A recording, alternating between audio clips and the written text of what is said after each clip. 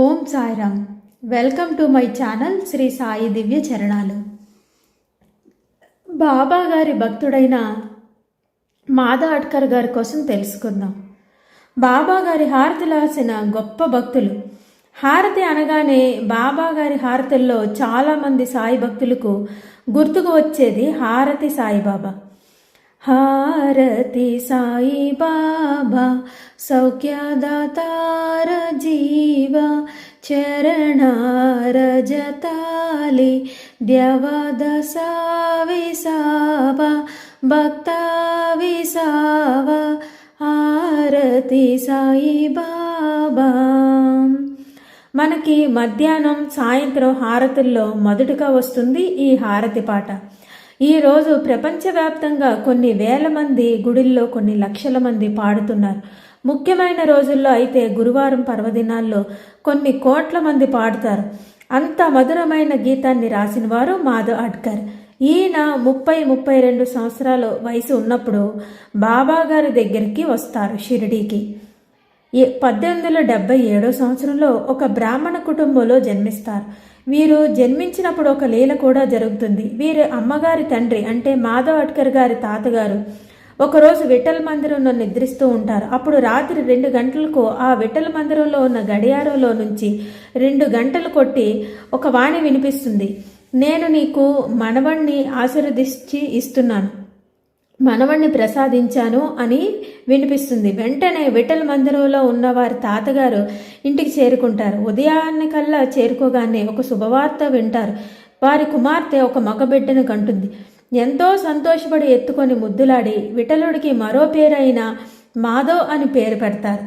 మాధవ్ అడ్కర్ గారికి 9 నెలలప్పుడు తల్లి సరదాగా పైకి ఎగరవేసి ఆడుకుంటూ ఉన్నప్పుడు హఠాత్తుగా చేతుల్లోంచి కింద పడిపోతారు. తల్లి ఎంతో ఆందోళనగా కిందకు చూస్తుంది. మాధవ్ అడ్కర్ గారు ఎంతో చక్కగా నవ్వుతూ ఉంటారు. తల్లి పేరు గోదావరి, తండ్రి పేరు వామన్ రావు. వీరు అహ్మద్నగర్ సమీపంలో ఒక గ్రామంలో ఉండేవారు. సంగీతం, కచేరీ, భజనలో ఒక గొప్ప ఇంట్రెస్ట్ని చూపించేవారు మాధవ్ అడ్కర్. చాలా సందర్భాల్లో ఇంట్లో చెప్పకుండా ఎందరో మహాత్ముల్ని కలిసేవారు, తీర్థయాత్రలకి వెళ్ళేవారు. ఈ విధంగా ఉంటే చాలా కష్టం అని మాధవ్ అడ్కర్ గారికి వివాహం చేస్తారు. వివాహం అయిన తర్వాత కూడా పెద్దగా మార్పు లేదు. చాలామంది మహాత్ములు దర్శించాలి అని అనేక తీర్థాలు చేస్తూ ఉంటారు.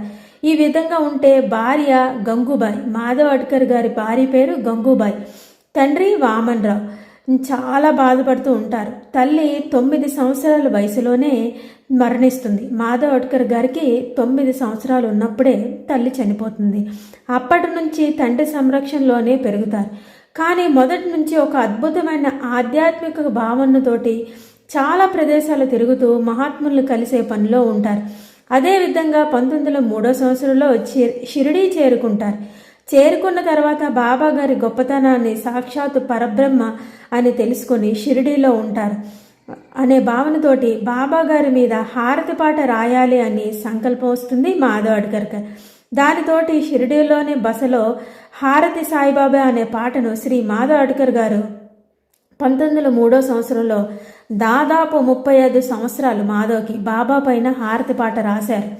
ఆ హారతి సాయిబాబా పాడుతుంటే మనసుకి ఎంతో ప్రశాంతంగా ఉంటుంది కదా మనందరికీ కూడా. అంటే బాబా యొక్క గొప్పతనాన్ని ఇందులో మనం పాడుతూ ఉంటాం. ఈరోజు ప్రపంచంలో ఒక గొప్ప హారతి పాటగా వెలుగుతుంది. ఆ పాట రాసిన తర్వాత మాధవ్ గారు మొదట దాసగణ్ మహారాజు గారికి చూపిస్తారు.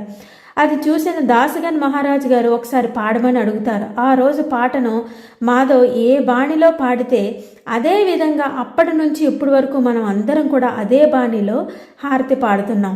అదే విధంగా పాడి వినిపిస్తారు. దాసగణ్ మహారాజు గారు ఆశ్చర్యపోతారు, అద్భుతంగా ఉంది, మీరు ఒక్కసారి బాబాకు పాట వినిపించండి అంటే అప్పుడు మాధవ్ అడ్కర్ గారు ధైర్యం వచ్చి బాబా దగ్గరికి వెళ్ళేసరికి అక్కడ అనేక మంది భక్తులు బాబా దర్శనం కోసం ఉంటారు. మాధవ్ అడ్కర్ గారు ద్వారకామాయి ముందు మెట్టు కింద నిలబడి మనసులో అనుకుంటారు, బాబా ఇంతమంది నీ దర్శనానికి ఉన్నారు, నాకు ఎప్పుడు నీ దర్శనం, ఈరోజు నీకు ఈ హారతి పాట వినిపించాలి అని నా మనసులో ఎంత ఆశగా ఉంది బాబా అనుకుంటారు.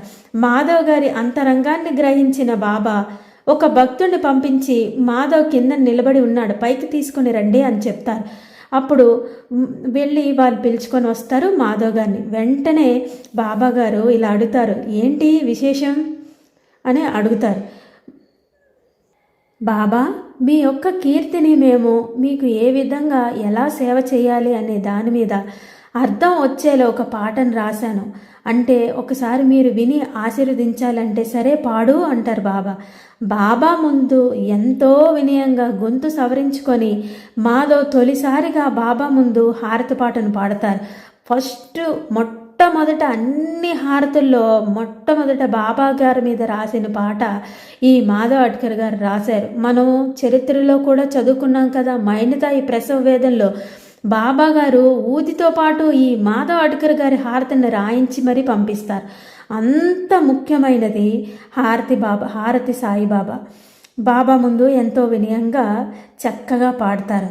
బాబా ఆ హారతి పాటను అంతా విని కళ్ళు మూసుకొని తన్మయత్వంలో ఎంతో హాయిగా వింటారు. అద్భుతంగా ఆ పాటను ఆస్వాదించి మాధవ్ను ఆశీర్వదించి షిరిడీకి వచ్చేటప్పుడు, ఇంట్లో చెప్పకుండా వచ్చావు కదా, నిన్ను తీసుకొని రమ్మని మీ తండ్రి 2 వ్యక్తుల్ని పంపిస్తున్నారు. అప్పుడు ఆ విషయం అంతా మాధవ్కి చెప్తారు బాబా.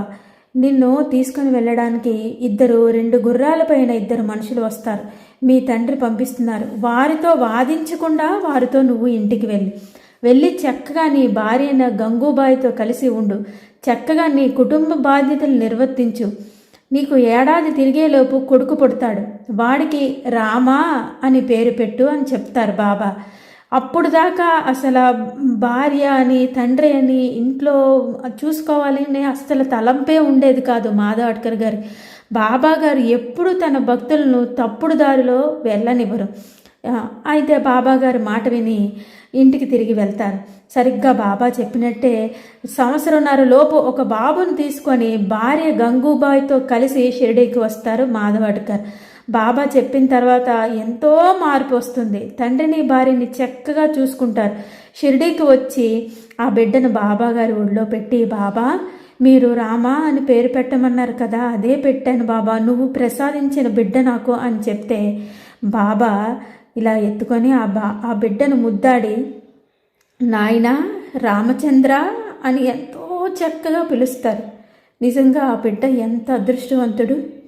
అల్లారు ముద్దుగా బాబా రామచంద్ర అని అంటారు. 1955 నవంబర్ 13వ తేదీన మాధవ్ అడ్కర్ గారికి తనకు ఇంకా ఈ శరీరాన్ని వదిలే సమయం వస్తుంది. అయితే తన కొడుకు రామచంద్రుడిని షిరిడీ సంస్థానానికి ఒక లేఖ రాయిస్తారు. బాబాది ఏదైనా ఒక కప్ని ఉంటే పంపించమని ఆయన రాయిస్తారు. కానీ కప్ని రాలేదు. అయినా సరే నవంబర్ 18, 1955 సంవత్సరం తన కుమారుని పిలుస్తారు. ఇంకా నేను వెళ్ళిపోతున్నాను కాబట్టి నేను బాబా మీద ప్రేమతో రాసిన పాటను మీరు పాడుతూ ఉండండి అని చెప్తారు.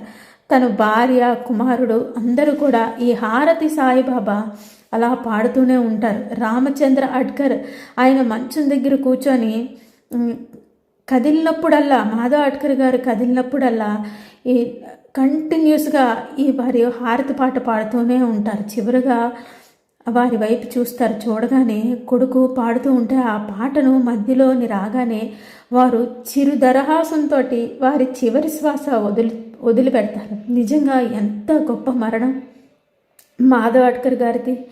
ఎవరైనా ఆధ్యాత్మిక శ్లోకాలు చదువుకుంటూ భగవద్గీత చదివించుకుంటారు, కానీ మాధవ్ అడ్కర్ గారు మాత్రం బాబా మీద ఎంతో ప్రేమగా రాసుకున్న పాటను పాడించుకుంటూ ఎంతో సంతోషంతో కొడుకుకి చెప్తారు, నాకు ఏ దిగులు లేదు, నేను నిన్ను మంచిగా స్థిరపరిచాను, నేను అందరిలాగా బాధతో పోవడం లేదు, సంతోషంతో పోతున్నా, నా బాబా పైన రాసిన పాట వింటూ పోతున్నాను అని చెప్తారు. అదేవిధంగా హారతి సాయిబాబా పాట వింటూ చివరి శ్వాస వదిలారు మాధవ్ అడ్కర్.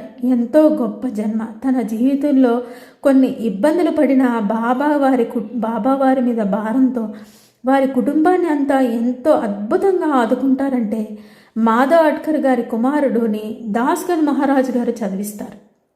ఈ విధంగా మాధవ్ అడ్కర్ గారికి బాబా గారి దగ్గర జరిగిన అనుభవం మరొక భక్తుడి కోసం తెలుసుకుందాం.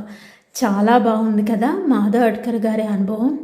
నాకైతే గొంతంతా బరువెక్కిపోయింది. మీకెలా అనిపించింది?